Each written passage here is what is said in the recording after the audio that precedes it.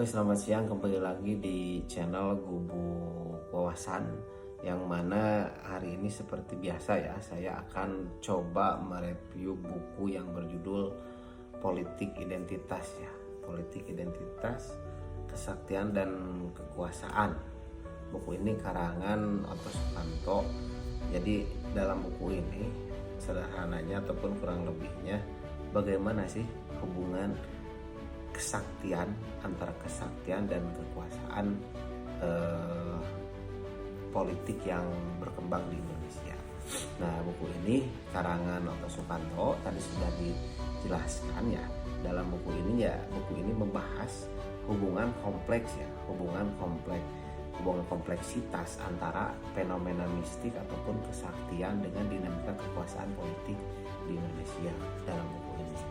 Nah, ada beberapa poin penting yang akan coba saya review ataupun saya melihat poin penting yang pertama dalam buku ini, yaitu terkait tema sentral ya. Tema sentral dalam buku ini menguraikan bagaimana identitas baik yang berbasis etnis, agama, budaya maupun kelompok sosial tertentu. Jadi seringkali digunakan sebagai alat dalam perebutan dan pemeliharaan kekuasaan politik yang ada di Indonesia dalam buku ini. Nah, selain itu, penulis menyoroti ya aspek saktisme. Aspek saktisme itu kepercayaan pada kesaktian dan kekuatan gaib. Jadi mitos berkembang di masyarakat, kepercayaan bahwasanya kesaktian-kesaktian tertentu itu bisa menunjang dalam memperebutkan kekuasaan ataupun pemeliharaan kekuasaan ya. Maksud dari tema sentralnya dalam buku ini ya. Nah, tadi bicara masalah saktisme ya, kepercayaan terhadap alam gaib itu kepercayaan apa, mitos apa, mistik apa? Yaitu mistik yang berkembang ataupun yang mengakar kuat dalam masyarakat Indonesia. Dan bagaimana kaitannya ataupun hubungannya dengan figur-figur pemimpin dan penguasa di negara kita ini. Nah, poin yang kedua, saya melihat dari kajian kritis. Nah, kajian kritis dalam buku ini yaitu penulis melakukan kajian terhadap benda-benda ritual ya, terhadap benda-benda ritual seperti batu mulia, terus pusaka, serta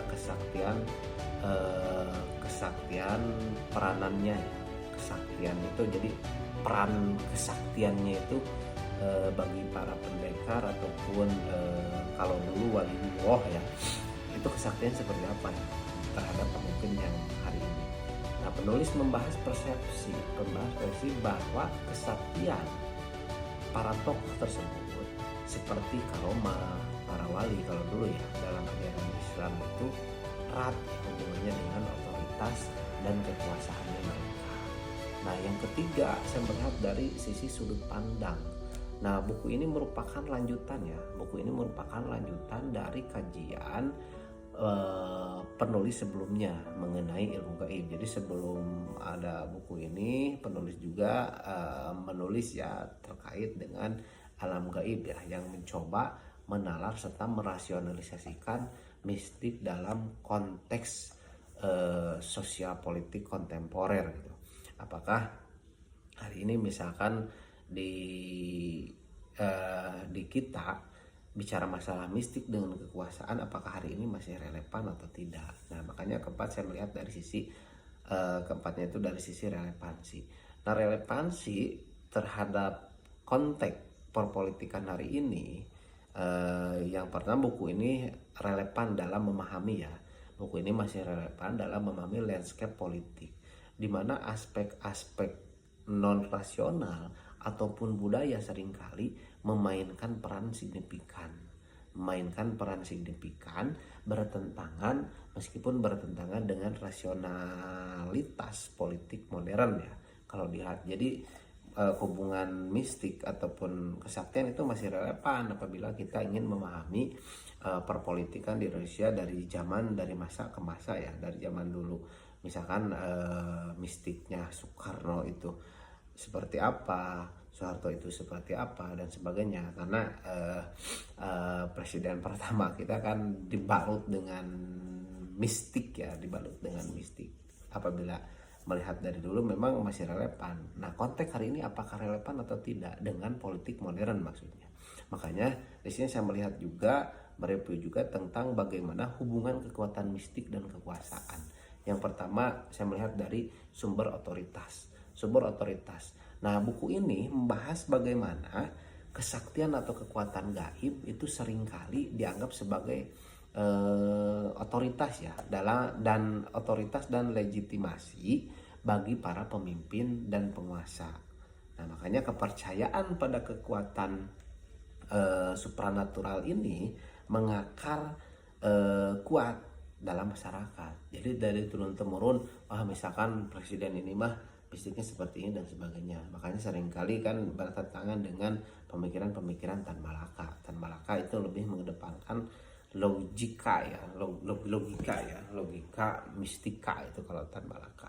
Terus yang kedua, saya melihat dari sisi saktisme ya. Pak Oto Sukanto menyebutnya saktisme ya. Saktisme itu lebih kepada mistik ya. Saktisme itu jadi Pak Oto ini menyoroti fenomena saktisme di mana benda-benda ritual, pusaka dan batu mulia itu dianggap memiliki energi ataupun kekuatan ya yang dapat mendukung kekuasaan seseorang. Jadi dulu itu kalau saya mengenal di Sunda itu jimat ya. Masih itu mah moal eleh karena mempunyai jimat. Jadi orang itu tidak akan pernah kalah karena dia mempunyai jimat. Jimat itu yang dirasa suatu benda yang mempunyai kekuatan ataupun energi tertentu untuk melindungi ya, ataupun untuk membuat hoki seseorang. Nah, benda-benda tersebut dianggap dalam buku ini, benda-benda tersebut itu dianggap digunakan oleh para pendekar. Bahasanya Pak Oto ini para pendekar ya, para pendekar hingga tokoh politik atau pemimpin.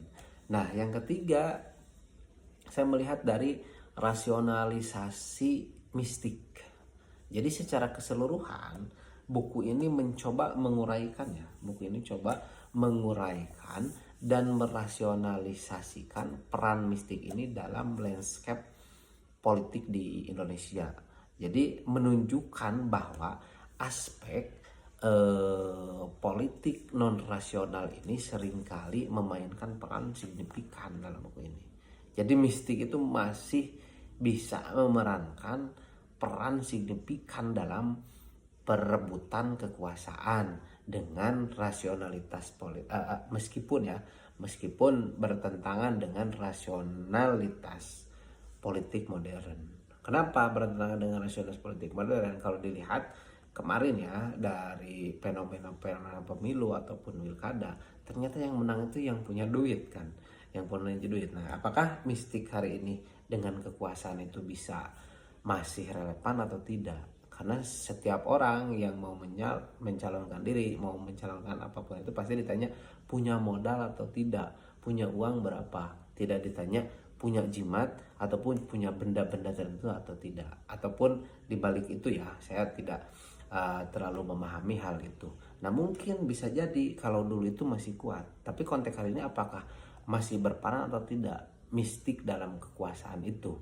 Karena di sisi lain hari ini banyak ya dalam fenomena politik yang ada, realitas politik yang ada, banyak itu menggunakan kekuatan money politik meskipun itu dilarang.